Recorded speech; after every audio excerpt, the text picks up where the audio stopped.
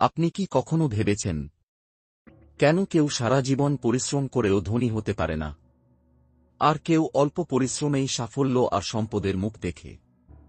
শিব পুরাণে একটি গভীর সত্য বলা হয়েছে। ধন শুধু কপালের বিষয় নয়। ধন আসে চেতনা, নিয়ম ও শিবতত্ত্ব মেনে চললে। আজকের এই ভিডিওতে আমি আপনাকে জানাব শিব পুরাণ অনুযায়ী ধনী হতে যে 5টি নিয়ম মানতেই হবে।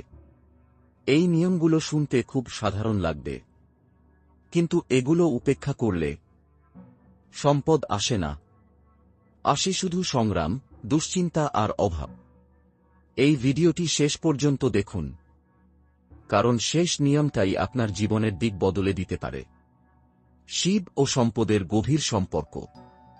ভগবান শিবকে অনেকেই বলেন বৈরাগ্যের দেবতা, কিন্তু শিব পুরাণ বলে শিব বৈরাগ্য শেখান ভেতরের দারিদ্র্য দূর করার জন্য। শিবের দর্শনে ধন মানে শুধু টাকা নয়, মানসিক স্থিরতা, শুদ্ধ কর্ম, জীবনের ভারসাম্য।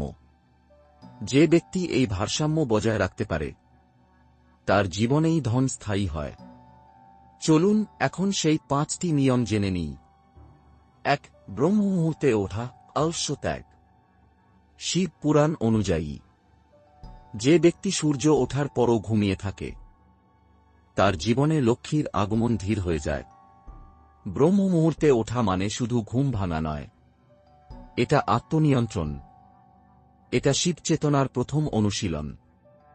শিব বলেন, যে নিজের আলস্যকে জয় করে সে দারিদ্র্যকেও জয় করতে শেখে।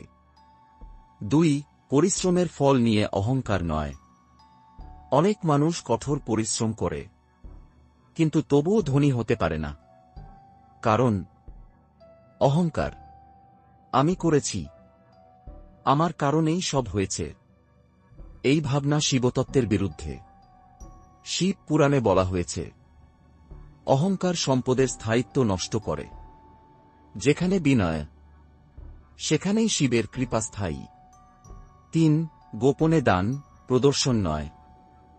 শিব পুরাণে দানের গুরুত্ব অপরিসীম। দান মানে শুধু অর্থ নয়, সময়, শ্রম, জ্ঞান, সহানুভূতি। কিন্তু শিব একটি শর্ত রেখেছেন, দান হতে হবে গোপনে।